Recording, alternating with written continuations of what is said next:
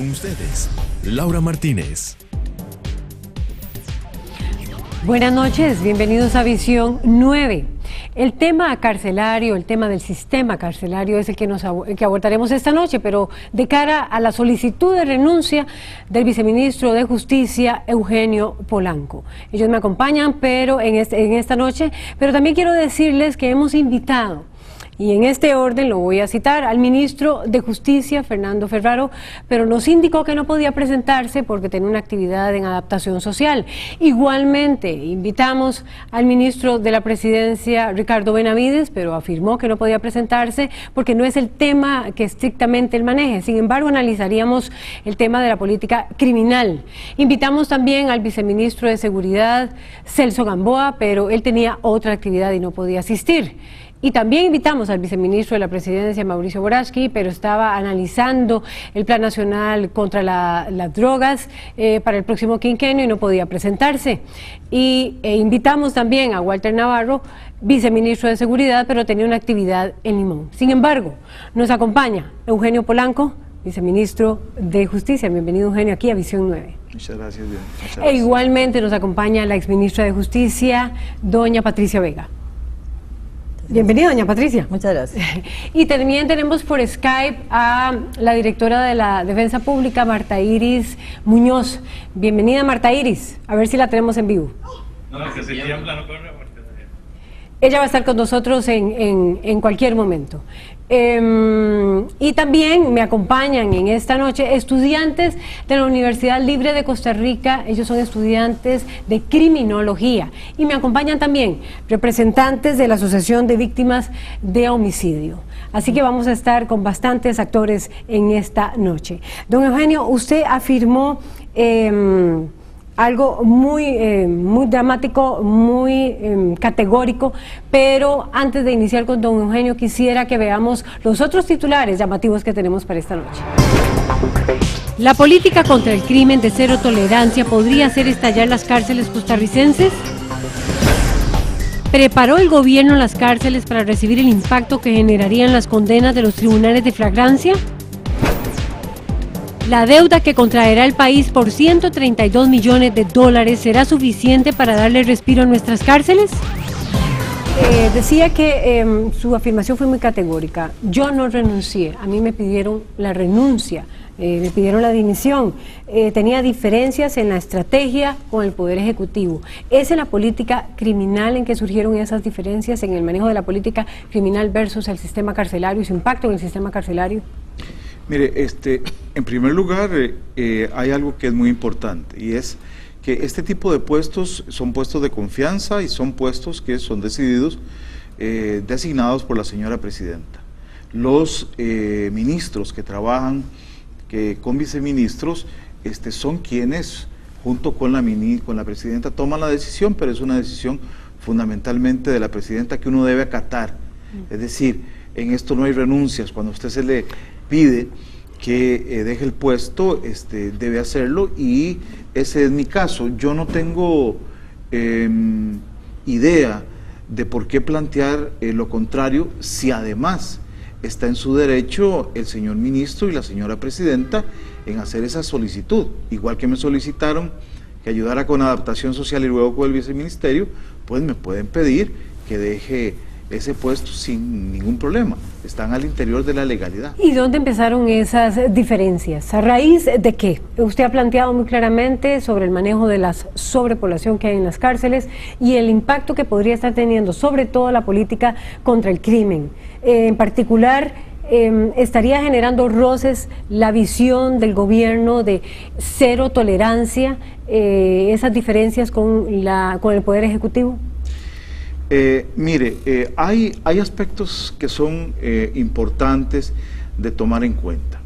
Los diferentes subsistemas del Estado, si bien es cierto, se entrelazan, atienden a diferentes lógicas. Es decir, el tema de la seguridad ciudadana tiene que ver con una seguridad objetiva y subjetiva. Lo objetivo es concretamente la amenaza específica que tienen los ciudadanos que se ha concretado a través de la comisión de delitos, y la subjetiva es la sensación de seguridad que se tenga con respecto al lugar donde usted vive, reside o transita. En este sentido, ha habido una fuerte e importante inversión en los últimos años en el Poder Judicial y en seguridad pública, no así en el Ministerio de Justicia. ¿Por qué no?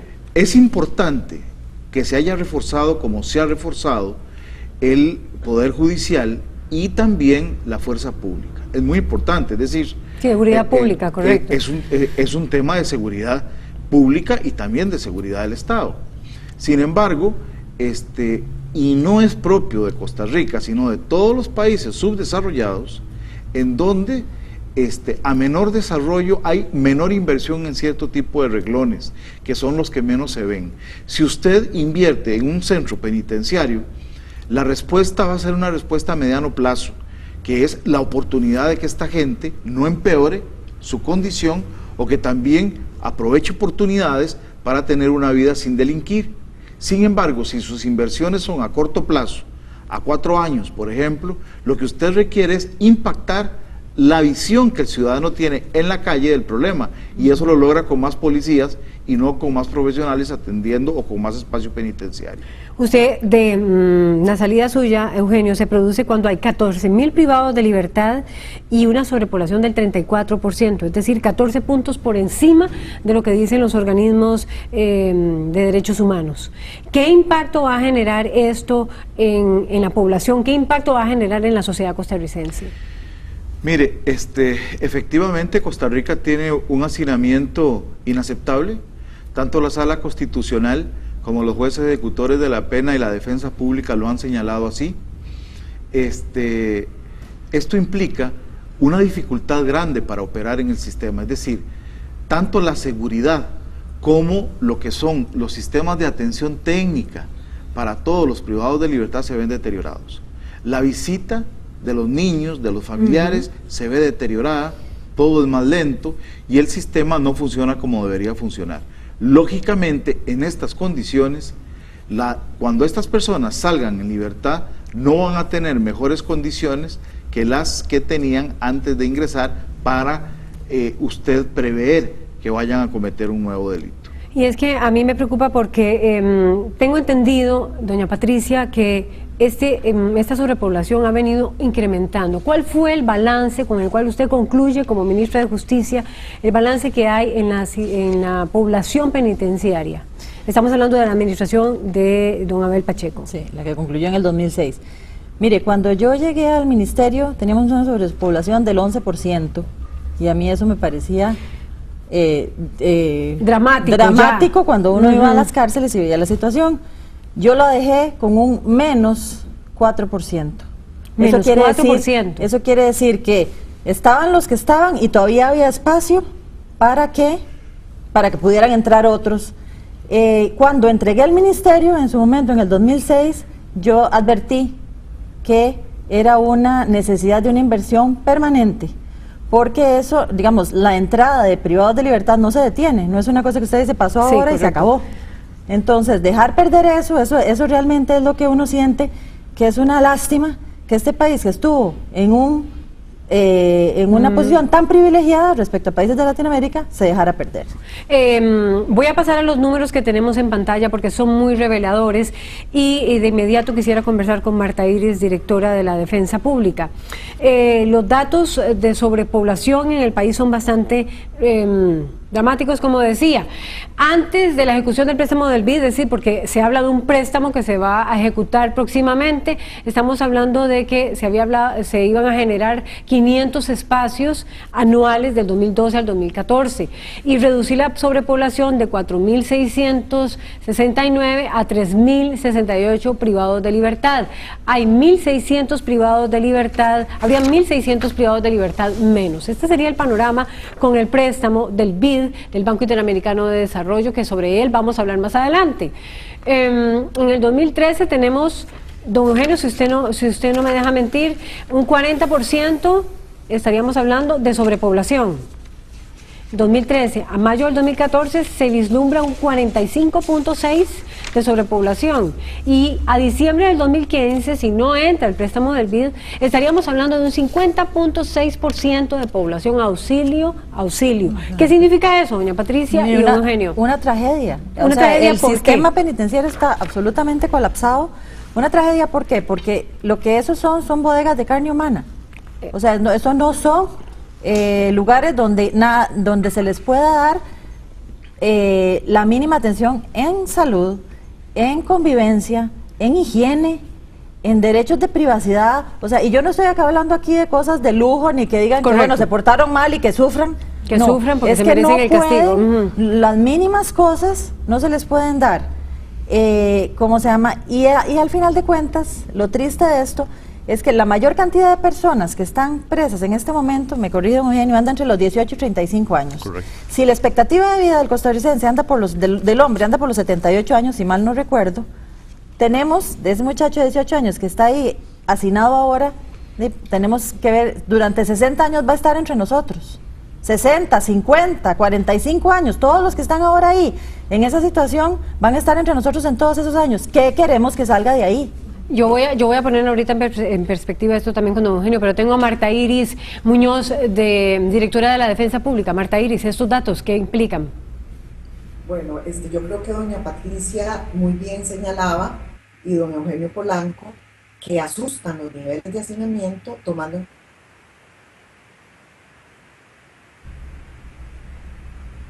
hablar de sobrepoblación y de cantidad de privados de libertad por cada 100.000 habitantes.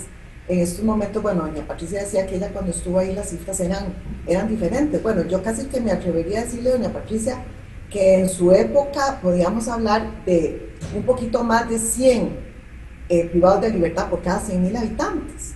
Imagínense que ahora estamos, las últimas cifras que maneja la Asamblea Legislativa es que tenemos 312.000 privados de libertad por cada 100.000 habitantes. Entonces, estas cifras sobrepasan los niveles, digamos que no son normales en América Latina, pero que son más o menos aceptables. No es que digamos que es lo mejor, claro, pero imagínense que en América Latina el índice promedio es de 204.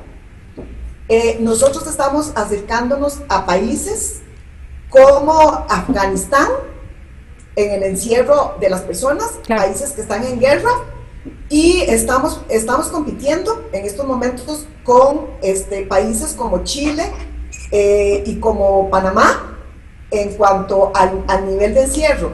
Ahora, doña Patricia decía algo importantísimo, que es que lo que creo que nosotros hemos dejado de lado, y es que tenemos una población, el 55% de la población privada de libertad, como decía muy bien don Eugenio, que con esas cifras el otro día en la Comisión de Hacinamiento de Alto Nivel, realmente pues, nos sorprendió de ver que tenemos una población tan joven, menores de 18 hasta 35 años, es el 50% de estos muchachos. Pero claro, lo más preocupante es los relatos. Nosotros vimos, por ejemplo, el domingo, yo llamo la atención para que los costarricenses vean la publicación de La Nación sobre un joven que tiene 24 años y las atrocidades que sufrió en el sistema penal. Él cuenta cómo hay un manejo de droga, no hay posibilidades de los policías de controlar el trasiego, hay una persona que se llama el hachudo, que es el que maneja todo el negocio de las drogas. Además, hay armas hechizas. Ustedes vieron el decomiso que se hizo de armas hechizas, y sin embargo, correcto, debajo de los pisos siguen guardando y siguen construyendo armas hechizas. Entonces, gracias, Marta Iris. Voy a ir un momento con Eugenio. Sí, doña Marta Iris se refiere, y la tenemos en Skype porque ella está incapacitada, sufrió una quebradura en una de sus pies y ella está incapacitada, así que por Skype desde su casa la tenemos. Don Eugenio, ¿qué significa lo que estos datos, es decir, qué estamos generando entonces en las cárceles si un 55% de esa población es joven? Y también después quisiera que usted me tallara este porcentaje que usted logra delinear de que un gran porcentaje, por lo menos un 20% de estas personas, jóvenes por ciento en su mayoría, logran salir a los 10 días de la cárcel. Pero este 55% de población joven en las cárceles, ¿qué significa? ¿Qué pasará con ellos en el futuro? Es muy importante, doña Laura, ubicar el problema general. Es decir, Costa Rica ha escogido como política del sistema de justicia penal el encierro de gran cantidad de ciudadanos. Nosotros sabemos desde la perspectiva criminológica y científica que eso es un error, pero sabemos también que en algunos periodos hay que hacer un uso intensivo de la cárcel. El problema es que cuando usted hace esto tiene que tener las condiciones para hospedar a esas personas.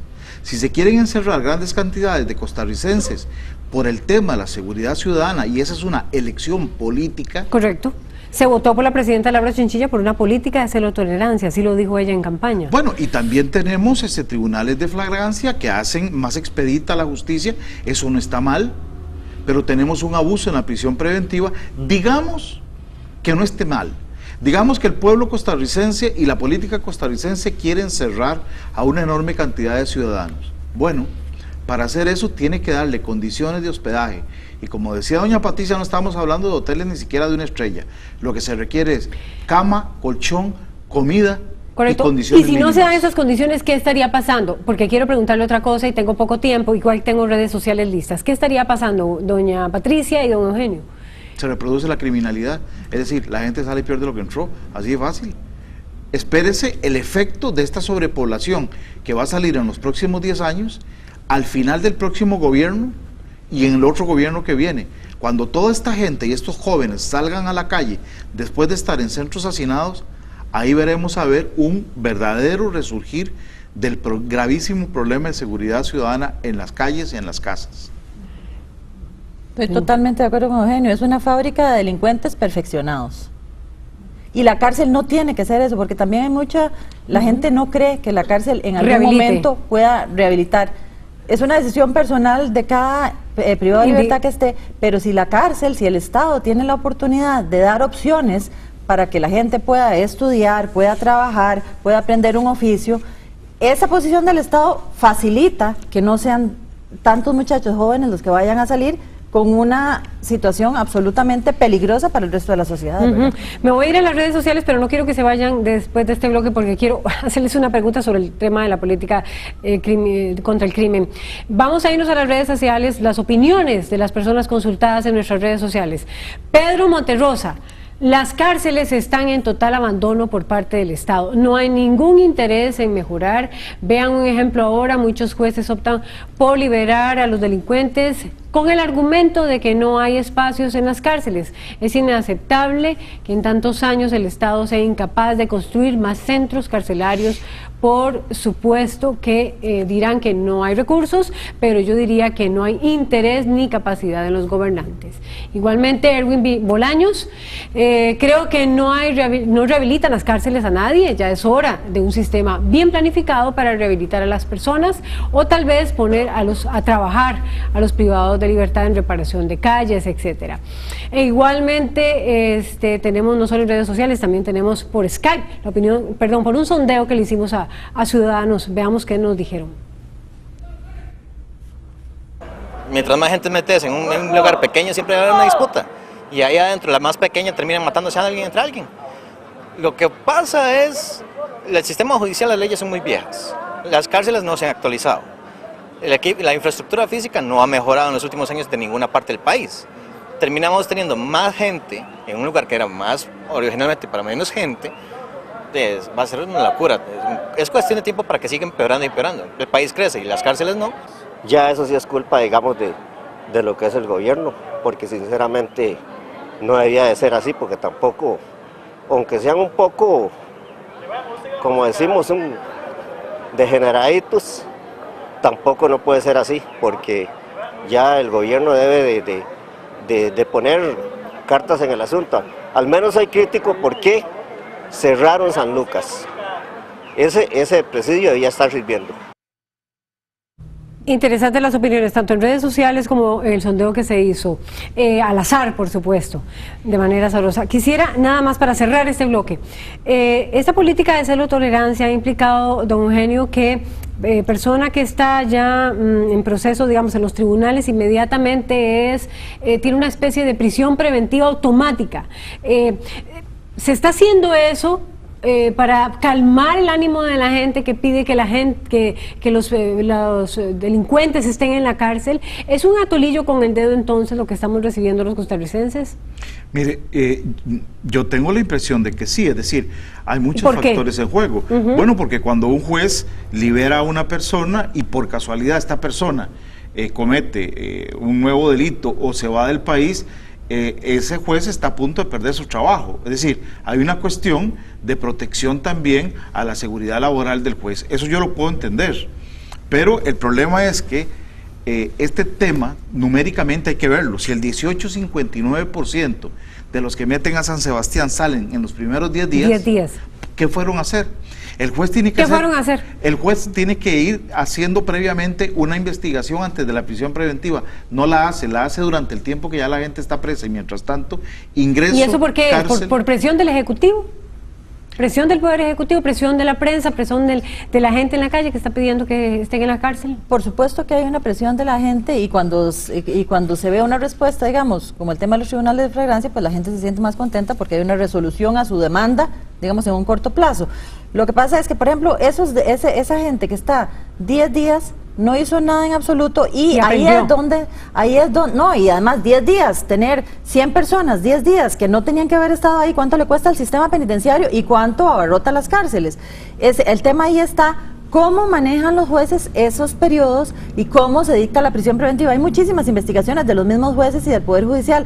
Es cuestión de hacer conciencia y de ver que la política criminal del Estado no puede ser por partes, ¿verdad? Nosotros no tenemos política criminal, pero no puede ser una sola parte sin tocar las otras actores.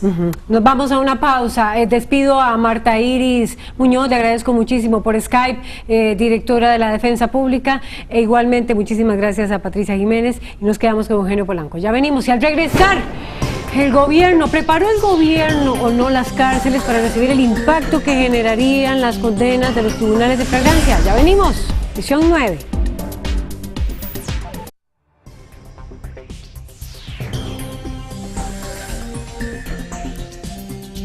Gracias por continuar con Visión 9. Continuamos con el tema carcelario. Ahora me acompañan José Manuel Arroyo, presidente de la Sala Tercera. Bienvenido, don José Manuel. Muchas gracias. E igualmente Rodrigo Rosales, él es abogado penalista. Buenas noches. Bienvenido, don Rodrigo. Y continúa con nosotros Eugenio Polanco, viceministro de Justicia. Don Eugenio, usted decía que se está haciendo un mal uso de la prisión preventiva, pero quisiéramos ahondar. ¿Se previó el impacto de los tribunales de flagrancia en el sistema carcelario? Veíamos con doña Patricia Vega, exministra de Justicia, que no había sobrepoblación cuando termina su gestión y ella recomienda seguir invirtiendo. Sin embargo, aparecen los tribunales de flagrancia. ¿Cuánto han impactado estos en las cárceles? Y si se ha preparado el país, los gobiernos, el Ejecutivo, han preparado el sistema carcelario para recibir a nuevos privados de libertad. Primero es importante tener presente que cuando una persona está en prisión, la sentencia, sea esta condenatoria o de libertad, es fundamental. Es decir, le queda inscrita en la piel y es con ella que atraviesa todo el periodo en caso de pena privativa de libertad hasta el último día. De manera tal que la justicia pronta es importante. Por eso, tribunales de flagrancia son fundamentales no solamente desde la perspectiva de que mejora el escritorio judicial y lo acelera, sino que también desde la perspectiva de las personas y de las víctimas, es importantísimo que cuando sea posible establecer con las condiciones regladas que ya existen un juicio de flagrancia, este se lleva a cabo. Para nosotros, para ellos, para las familias y para el país, es mejor tener una persona ya sentenciada en pocos días que tenerla durante meses indiciada, y bueno, en muchos de los casos tendrá que seguir siendo así por la complicación inclusive de las investigaciones. Eso es lo primero que hay que aclarar, es decir, flagrancia es parte del desarrollo positivo que tiene el Poder Judicial costarricense. Ahora, otra cosa es que ese 27 o 29% de incremento que tenemos en la población penitenciaria vinculada a flagrancia. ¿De qué año a qué año, perdón? Lo que está impactando en este momento, flagrancia, anda más o menos por ahí. Sin embargo, el sistema penitenciario y el Poder Ejecutivo, evidentemente, tenían que tomar una serie de medidas en los últimos años que viniera a resolver el problema de la sobrepoblación penitenciaria. Es decir, si hay una serie de medidas en el Poder Judicial y en la Policía Administrativa para mejorar lo que es la ejecución de la captura, procesamiento y condena de las personas, esto no es que esté mal. No se trata de procurar alternativas abolicionistas como solución al problema. Es que el Ejecutivo tenía que estar preparado y este problema empieza en el 2008. 3 meses después que se empieza a generar los estadísticos... Durante la administración Óscar Arias. Sí, 3 meses después, cuando se empieza a elevar la tasa de ingreso, ya era posible establecer proyecciones aritméticas y geométricas, tal y como lo llama la estadística, del crecimiento poblacional como los tenemos ahora para los próximos 20 años, que sí lo podemos hacer. No se hizo, no se previó, no se presupuestó y además se combinó con un problema de déficit interno que hace muy, muy difícil al Poder Ejecutivo dar el dinero. Y usted era viceministro, ahora le voy a preguntar por qué no se ejecutó, don Eugenio. Don José Manuel, en algún momento cuando se crearon los tribunales se habló, ustedes hicieron algún excitativo, usted es el padre de la criatura, para que se hiciera toda esa contención en el sistema carcelario. Bueno, mire, recuerdo que el clima que existía en el país era de una gran alarma social. Y de mucha presión para que la gente estuviera en la cárcel. Y de mucha presión para que el sistema penal pudiera responder adecuadamente a lo que... Bueno, la sociología criminológica llama la puerta giratoria, ¿verdad? La queja ciudadana de que los infractores entran por una puerta y salen por otra, ¿verdad? Eso es una queja universal. Correcto. No es solo de Costa Rica, sino de todo el mundo. También está más que estudiado que una respuesta rápida hace que la convivencia social sea tolerable. Es decir, el problema de una persona capturada en libertad o en la calle o en la cárcel, esperando largos periodos de tiempo, también hace que el sistema se vea desacreditado, descalificado. Entonces, el tema de las flagrancias fue una respuesta a partir del 2008. Del 2008, sí. Es decir, estamos hablando todavía de un momento en que hay un clima nacional de gran alarma, incluso medios de comunicación muy en pro incluso de salidas de tolerancia cero, de la política de tolerancia cero, ilegítimas de tomar la justicia por propia mano, llamando incluso a la ciudadanía a que había que si el sistema no respondía, pues había que hacerlo. Por eso, pero don José Manuel, hoy digamos le echan parte de la responsabilidad de ese crecimiento de esa sobrepoblación a los tribunales de flagrancia. ¿Qué responde usted? Lo que quería contestar es que en el momento en que la iniciativa se toma, se financia con presupuesto extraordinario, en ese momento lo que se atendió fue lo inmediato, es decir, cuántos fiscales, cuántos miembros del OIJ, cuántos jueces y cuántos defensores eran necesarios. En ese momento usted comprenderá que esa era la pregunta fundamental: ¿cómo financiamos este programa para que empiece a funcionar? Sí debo reconocer que en ese momento, obviamente no era preocupación del Poder Judicial, y con esto no quiero justificar nada, simplemente los problemas que teníamos desde el Poder Judicial inmediatamente atender eran todos estos otros. No se previó el impacto que a corto o mediano plazo iba a tener el programa.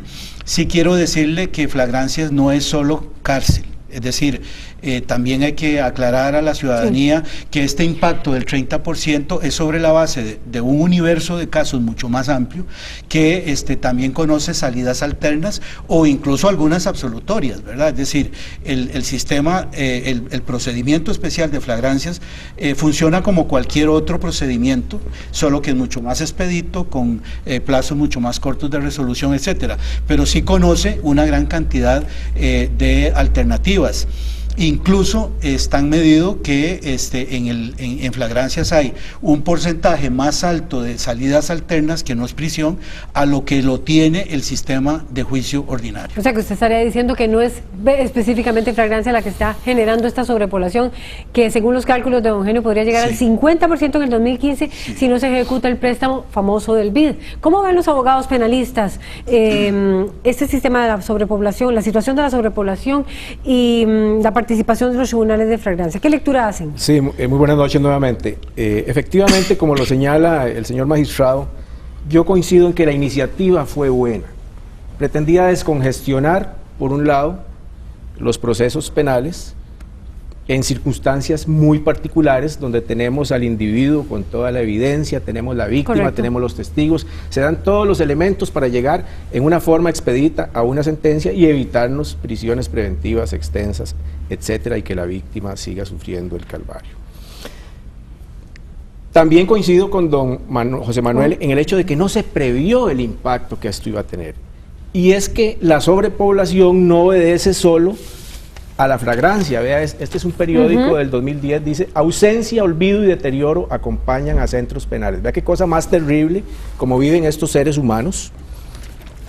650 nuevos reos al mes agravan hacinamiento en cárceles ticas, por sobrepoblación del 200%. ¿Por qué otras causas dice usted? Le voy a decir por qué. Porque los jueces penales parten de un principio de la autopreservación del puesto, y se sienten intimidados en muchas ocasiones, ya no en procesos de flagrancia, a dictar prisiones preventivas, cuando en realidad no procede el dictado de una prisión preventiva, porque hay una serie de leyes, entre ellas puedo citar el artículo 62 de la ley 8204, que establece penas de prisión para el funcionario judicial, entiéndase el juez, que dicte una medida alterna a la prisión preventiva y, por ejemplo, el reo se le evada o se le escape, y entonces va a prisión. Entonces el juez, ante ese temor, dicta una prisión preventiva. En mi oficina particularmente defendimos un juez de la República porque le abrieron 2 causas penales, una por prevaricato y otra por evasión culposa, en una circunstancia donde modificó la medida cautelar de prisión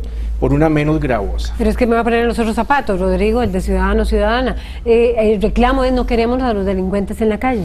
Sí, pero es que el delincuente no es que no podemos establecer un derecho penal del enemigo. O sea, la naturaleza de la prisión preventiva es para arraigar al sujeto al proceso. No podemos meterlo a la cárcel. Recordemos que hay un principio de presunción de inocencia, y como decía Cesare Beccaria, el reo debe llamarse reo cuando hay una sentencia. Yo le agregaría una sentencia firme. ¿Me explico? Es decir, y prueba de ello, Laura, es que en los procesos penales más importantes de este país, después de un montón de gastos y unas investigaciones costosísimas para todos los costarricenses, los tribunales vienen y absuelven. Y si no absuelven, el tribunal de juicio absuelve ahora el tribunal de apelación. Entonces quiere decir que algo está fallando.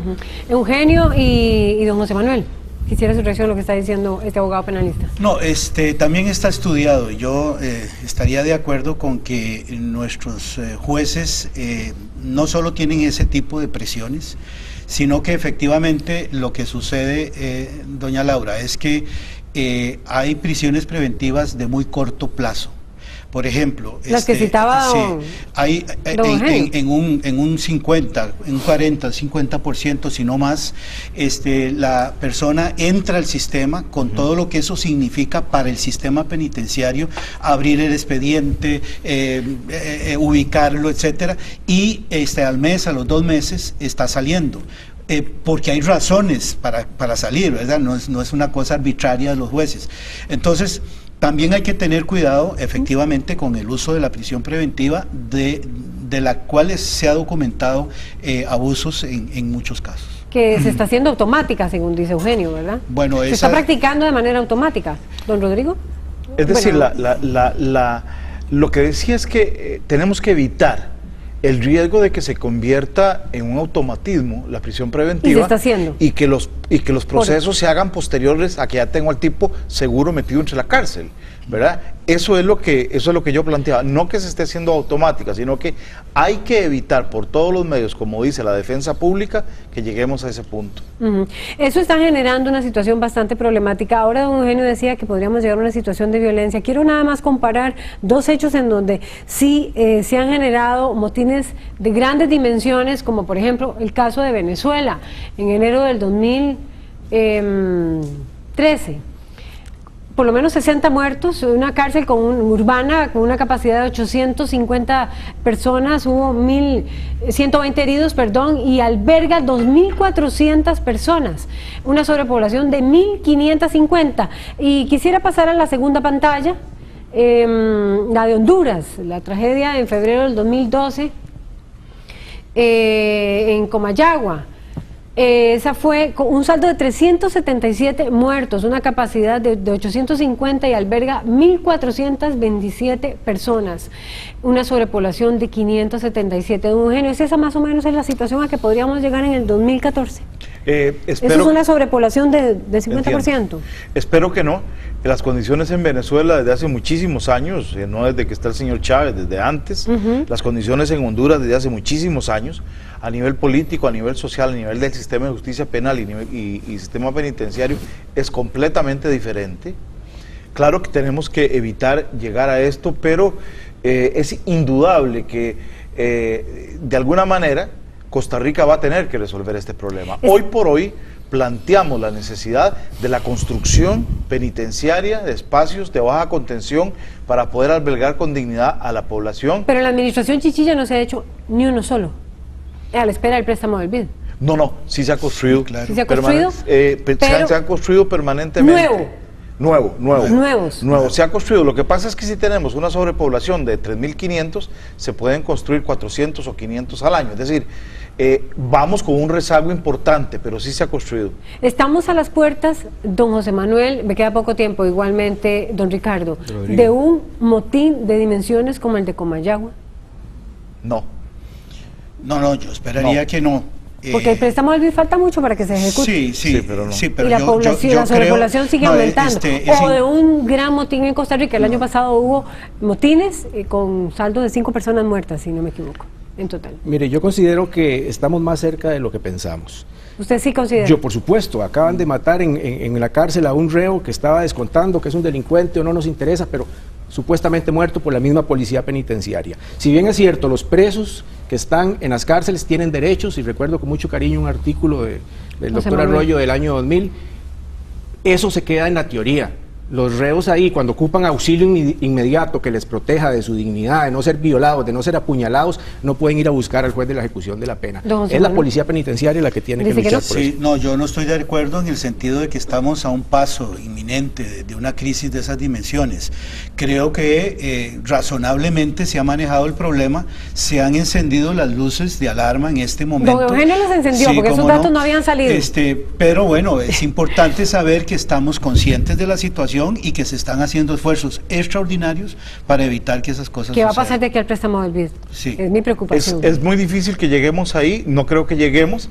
¿Por qué? Bueno, porque precisamente hay una serie de prevenciones que se toman para evitar eso. Yo he estado en los últimos motines, en todos, he estado ahí presente, he estado presente en todas las muertes de personas en el sistema penitenciario en el último año y medio, y en todas usted ve cómo efectivamente el problema de la sobrepoblación afecta, pero confiamos plenamente en que el Poder Ejecutivo va a resolver de manera satisfactoria esto. Es decir, Costa Rica no se puede dar el lujo, ni se va a dar el lujo de que esto pase. Eso esperamos. Al regresar, muchas gracias a don José Manuel Arroyo y muchas gracias a don Rodrigo Rosales. Y al regresar, la deuda que contraerá el país por 132 millones de dólares será suficiente para darle respiro a nuestras cárceles. Ya venimos con más.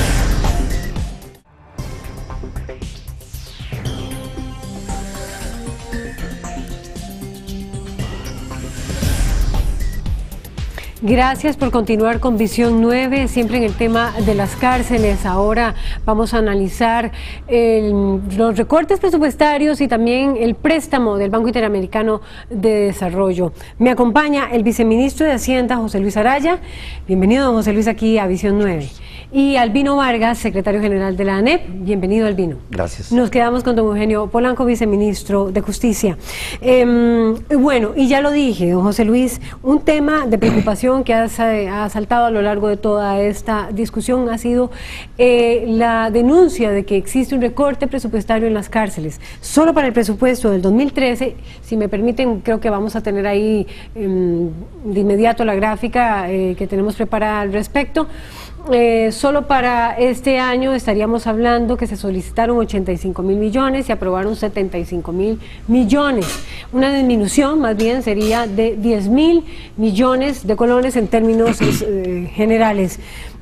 Pero por ahí hay sentencias de la Sala Constitucional en el sentido de que no se debe reducir el presupuesto destinado a las cárceles. ¿Qué responde usted al respecto, don José Luis? Bueno, todas las políticas públicas de un Estado son financiadas a través del presupuesto público, y para lo cual todos los individuos contribuimos para ese mantenimiento del Estado. Y hay políticas públicas, derechos constitucionales como la educación, la salud, la seguridad ciudadana, que también deben de ser cubiertos. Entonces tenemos que partir de un hecho de que los recursos siempre van a ser escasos, pero a la par sí tenemos que tener claro de que el Ministerio de Justicia y Actuación Social, para eso el gobierno se preocupó y se ocupó, además de los recursos que le va a través del presupuesto nacional, de conseguir un crédito a través del Banco Interamericano de Desarrollo de 132 millones de dólares, del cual cerca de 40 millones de dólares van para actuación social, para lo que es la construcción de nuevos espacios penitenciarios, que viene a paliar el tema del hacinamiento carcelario. Entonces aquí, y son 2.700 nuevos espacios que deben de ser construidos, y esto coayuvaría en una reducción dramática de la sobrepoblación. Así es que nos hemos ocupado de dotar recursos necesarios al Ministerio de Justicia y a la Actuación Social, no solo de recursos financieros, porque también en la creación de plazas, también en Actuación Social, en todo este periodo del 2010 al 2013 hemos creado 500 nuevas plazas, cerca de 500 nuevas plazas en actuación social. Así es que aquí lo que sí hay que revisar cómo es la gestión en actuación social y Ministerio de Justicia para poder utilizar esos recursos. Yo sé que a usted le toca ese papel difícil, pero eso a pesar de que hay resoluciones de la Sala Constitucional bien, de que no se debe disminuir. No, por eso mismo, más bien por darle más y más recursos a actuación social, conseguimos ese crédito, que son, le estoy hablando que son 182,55 millones de contrapartida. Estamos hablando de 95.000 millones de colones que se dedicarían, que en todo el programa, que lleva un componente grande de lo que es la parte carcelaria. No todo es de esos 95.000 millones, estamos claros que es para el sistema penitenciario, pero estamos hablando de 40 millones de dólares, que es para actuación social, más la contrapartida correspondiente, que en eso coayuvaría y más bien ahí crecería. Si usted toma el presupuesto de justicia del año 2013 versus el del 2012, estaríamos hablando con la incorporación de crédito, que estamos hablando de un crecimiento de más del 100% de su presupuesto. Así es que aquí hay que analizar el tema carcelario, el problema de hacinamiento, desde otros también ángulos, ¿verdad? Y una gestión, y además de otras medidas alternativas que Eugenio les podrá comentar, que podría hacer el sistema penitenciario para que esa disminución en el hacinamiento sea menor y ir disminuyendo en el tiempo. Bueno, en primer lugar, nosotros creemos que hay errores de enfoque sobre la política penitenciaria de este país.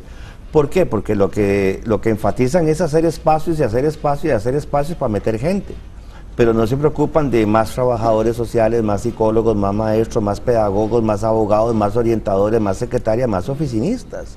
Es decir, lo que está haciendo usted es metiendo gente a lo loco a la cárcel, porque hay que meter gente a lo loco a la cárcel.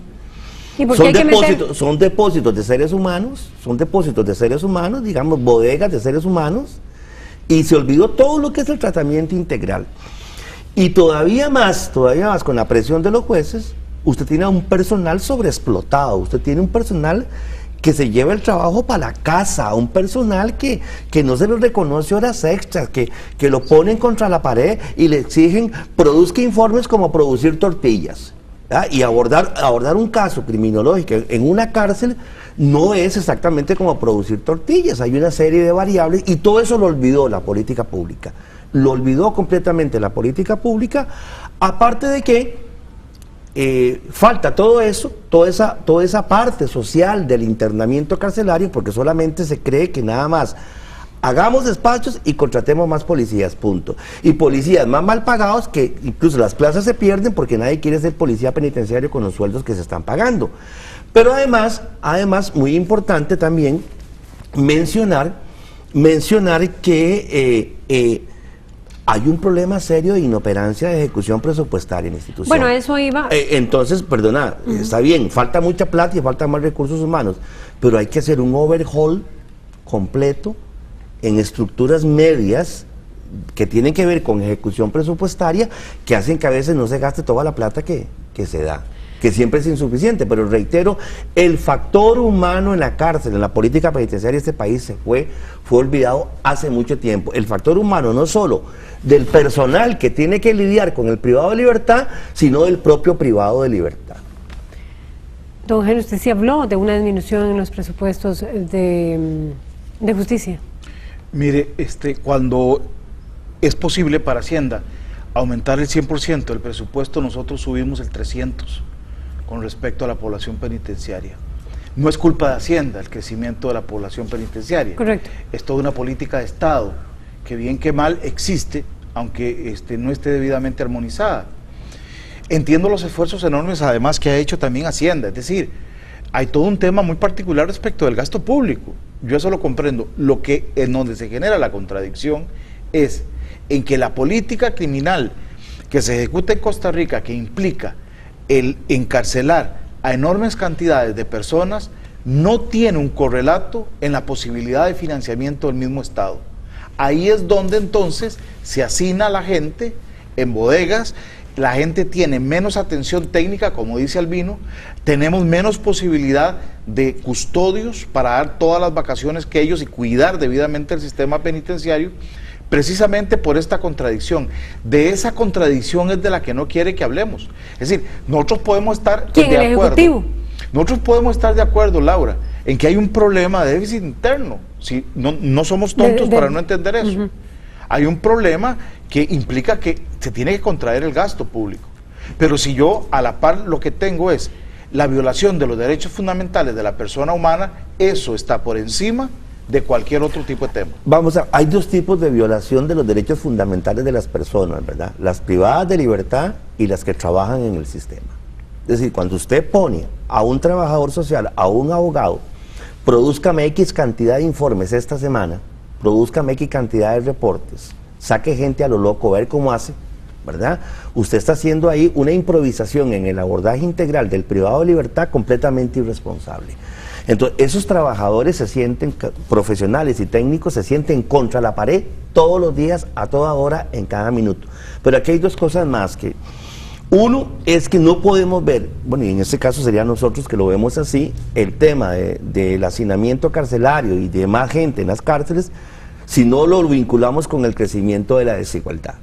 Es decir, ahí hay un problema que este país no quiere coger por los cuernos, que es que efectivamente en el afuera no estamos haciendo todo lo que hay que hacer para que menos gente, para la política social. Y dos, el tema de los recursos. Y Hacienda sabe que tiene, y aquí don José Luis sabe que tienen ellos una tarea histórica de reforma tributaria estructural pendiente. Así es. Porque precisamente lo que más sobra en este país es plata.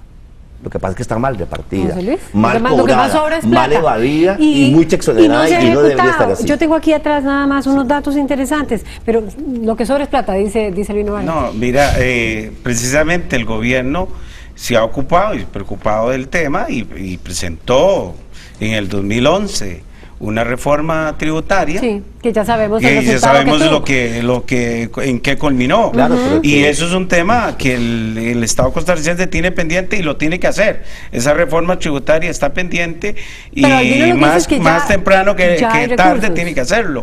Y por supuesto que el Estado costarricense tiene insuficiencia de recursos, pero como Ministerio de Hacienda y como gobierno se han hecho los esfuerzos, como la reforma tributaria, siempre se ha andado buscando la forma cómo financiar a un costo más bajo, el endeudamiento, la colocación de bonos en el mercado internacional, muchas gestiones que hacemos precisamente es para abatar el costo de esos recursos para todos los costarricenses. Estamos hablando de que no hubo una ejecución, según el informe de la Defensoría, 2006 2007 de 1.130 millones, 2008 3.500 millones, 2009 4.200 millones sin ejecutar, don José Luis.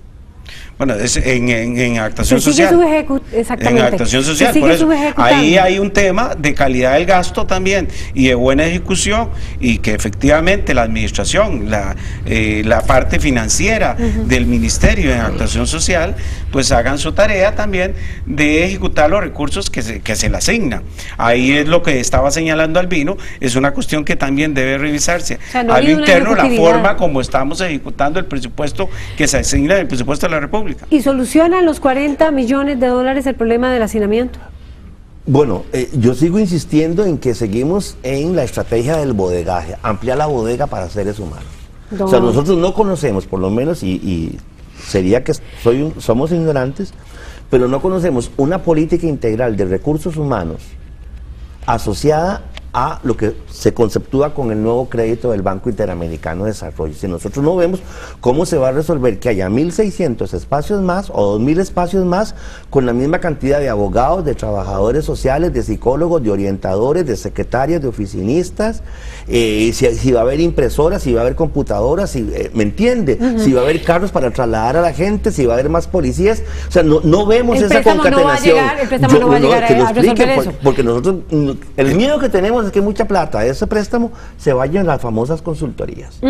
Y ya tienen novio, yo creo que tienen novio las consultorías del BID. En el sistema penitenciario ya tienen novio. El tema aquí pasa también por una situación de que al abordar la política, en esta política de tener los privados de libertad, también de examinar cuáles son las medidas alternas, y porque usted debe revisar el plan estratégico, de revisar, bueno, esto lo puedo abordar con más espacios, puedo tener medidas alternas, es decir, todo es un parte de un sistema, entonces eso es lo que tiene que abordarse bien adecuadamente. Porque dice que se podría ir en consultorías, pero don Eugenio, con los 40 millones se soluciona el problema carcelario. La pregunta que nos hemos hecho, doña Laura, es ¿por qué 2.700 espacios? ¿Por qué no 4.000, 3.000 o 500?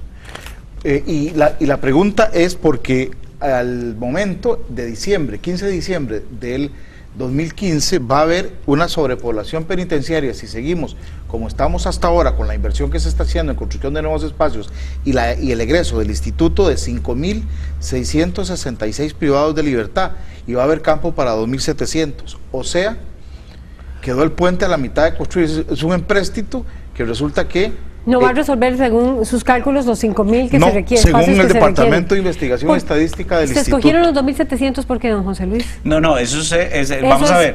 Nosotros conseguimos, como cartera de Hacienda, conseguimos recursos y, por supuesto, la actuación. De haber una comunicación ahí el Ministerio de Justicia es el que hace el planeamiento de corto y mediano plazo y el largo plazo para abordar esa necesidad que tiene el Estado en este campo. Pero nosotros no definimos si son estos espacios o cuál, porque esto no nos corresponde al Ministerio de Hacienda. Por supuesto que nosotros en las tareas que tenemos pendientes siempre haremos todos los esfuerzos para seguir consiguiendo los recursos que sean necesarios para seguir apoyando los diferentes programas del Estado. Una frase, Albino, porque me voy ya. Vamos hacia el desastre en el sistema penitenciario nacional si no hay correcciones estratégicas de fondo debidamente articuladas. Ampliar la bodega de seres humanos no resuelve el problema. Y note usted que aquí no se mencionó el tema de los recursos humanos para atender a la gente que va a llegar a esos nuevos espacios. Muchísimas gracias a don Eugenio Polanco, viceministro de Justicia, al viceministro de Hacienda, don José Luis Araya, y Albino Vargas, secretario de la ANEP. Nos dejamos con visión crítica y buenas noches. Gracias por acompañarnos.